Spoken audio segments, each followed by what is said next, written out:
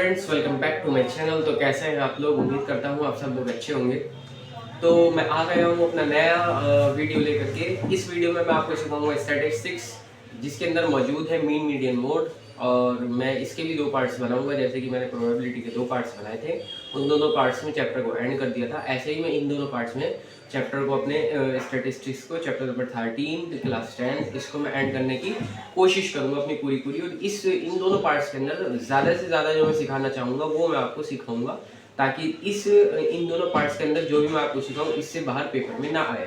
तो उम्मीद करता हूँ मेरा समझाया हुआ आपको समझ में आ रहा होगा और आप लोग ज़्यादा से ज़्यादा वीडियो को शेयर कर रहे होंगे।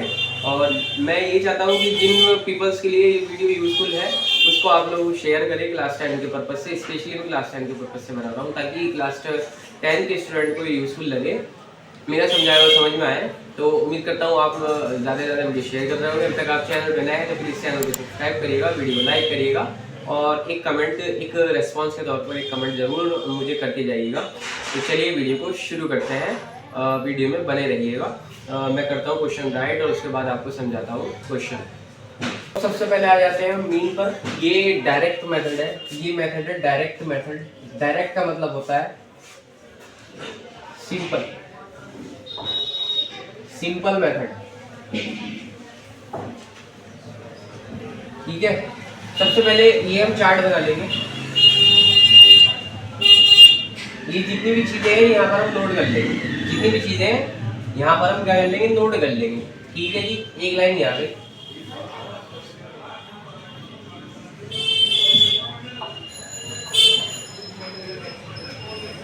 ये हमने यहाँ पर पुट कर दिया सारा जितना भी एज थी, जितनी भी फ्रीक्वेंसी थी सब हमने इसके सामने पुट कर दी। ठीक है, सबसे पहले x की वैल्यू जब हम निकालेंगे तो x की वैल्यू निकालने का मतलब है इनके मिडल।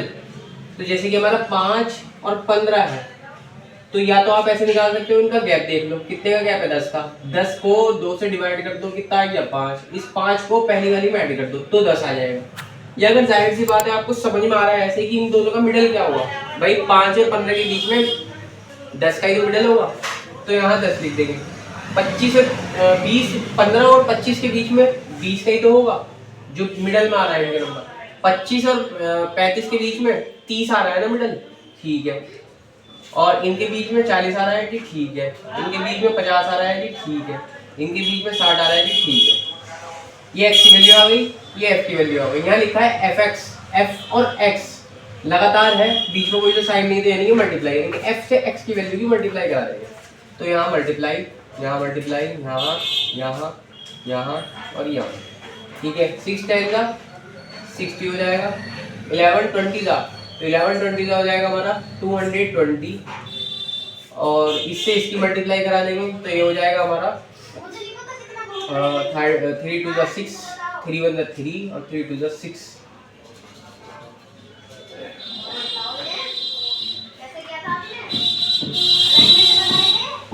छः सौ 30, इसकी मल्टीप्लाई करा देंगे तो यहाँ रफली करा देंगे।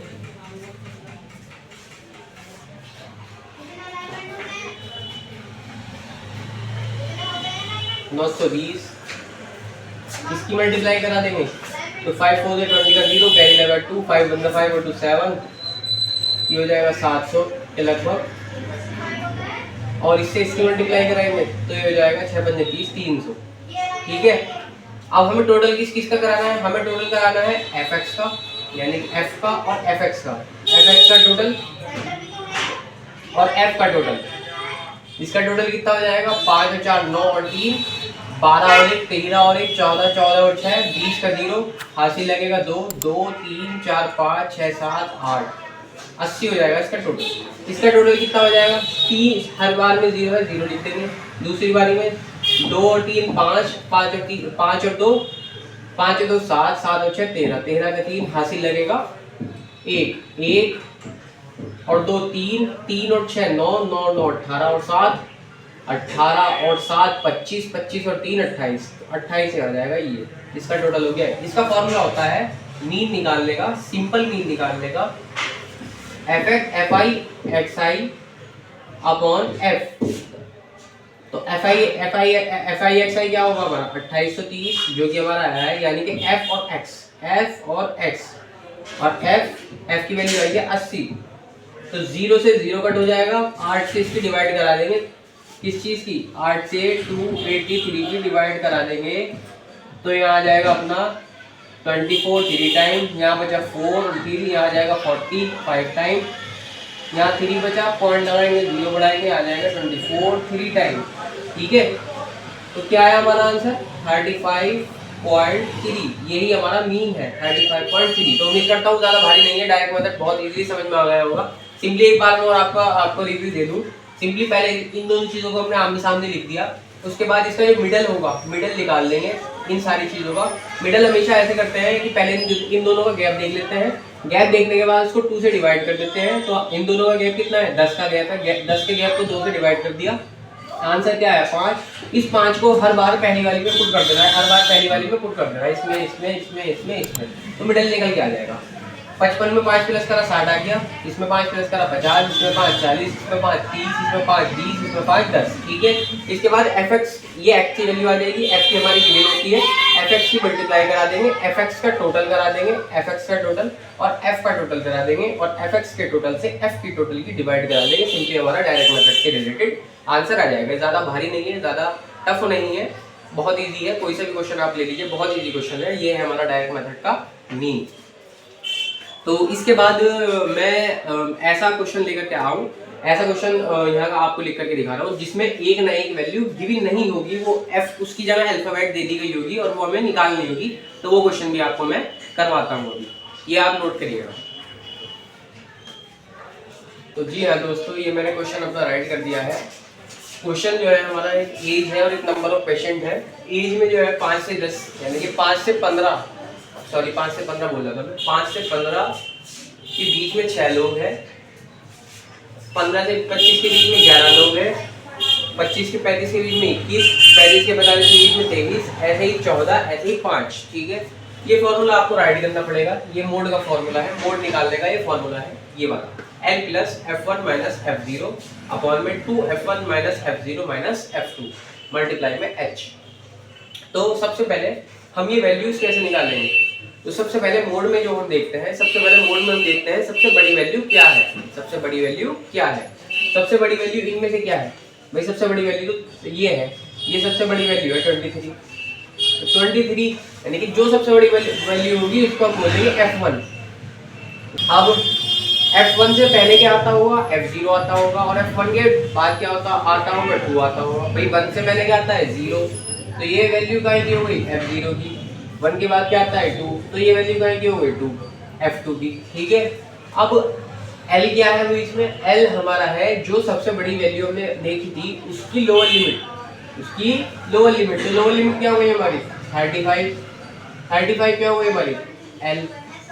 अब बात आती है H की। H होता है हमारा हाइट यानी कि गैप। गैप कितने का है सबके बीच में, सबके बीच में 10 का 10 का 10 का 10 का, सबके बीच में 10 का गैप है।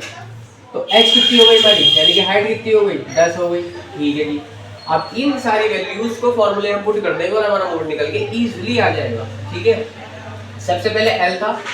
ठीक है जी, L की वैल्यू क्या है, GL की वैल्यू वो है हमारी 35 लोअर लिमिट।